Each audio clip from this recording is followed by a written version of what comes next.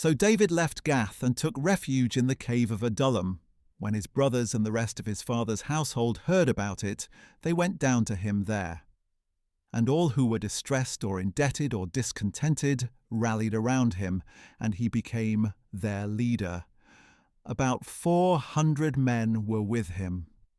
From there David went to Mizpeh of Moab, where he said to the king of Moab, "Please let my father and mother stay with you until I learn what God will do for me." So he left them in the care of the king of Moab, and they stayed with him the whole time David was in the stronghold. Then the prophet Gad said to David, "Do not stay in the stronghold. Depart and go into the land of Judah." So David left and went to the forest of Hereth. Soon Saul learned that David and his men had been discovered. At that time Saul was sitting under the tamarisk tree on the hill at Gibeah, with his spear in hand and all his servants standing around him. Then Saul said to his servants, "Listen, men of Benjamin, is the son of Jesse giving all of you fields and vineyards and making you commanders of thousands or hundreds? Is that why all of you have conspired against me? Not one of you told me that my own son had made a covenant with the son of Jesse. Not one of you has shown concern for me or revealed to me that my son has stirred up my own servant to lie in wait against me, as is the case today."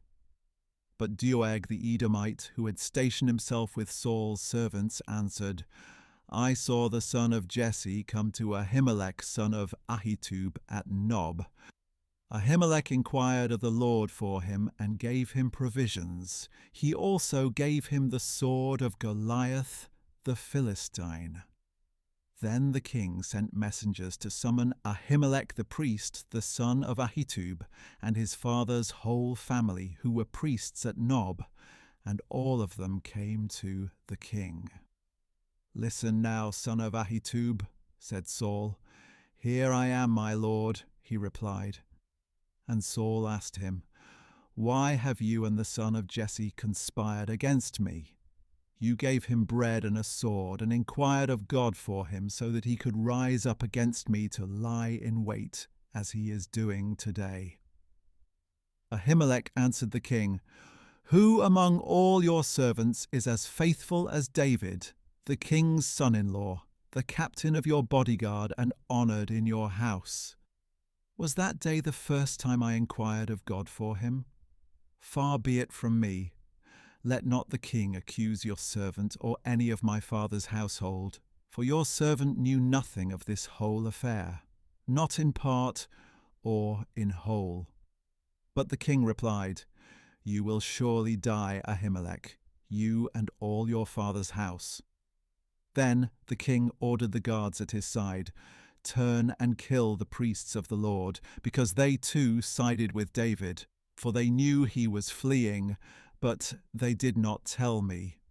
But the king's servants would not lift a hand to strike the priests of the Lord. So the king ordered Doeg, "You turn and strike down the priests." And Doeg the Edomite turned and struck down the priests himself. On that day he killed 85 men who wore the linen ephod. He also put to the sword Nob, the city of the priests, with its men and women, children and infants, oxen, donkeys, and sheep. But one of the sons of Ahimelech son of Ahitub escaped. His name was Abiathar, and he fled to David. And Abiathar told David that Saul had killed the priests of the Lord. Then David said to Abiathar, "I knew that Doeg the Edomite was there that day, and that he was sure to tell Saul. I myself am responsible for the lives of everyone in your father's house. Stay with me. Do not be afraid, for he who seeks your life is seeking mine as well. You will be safe with me,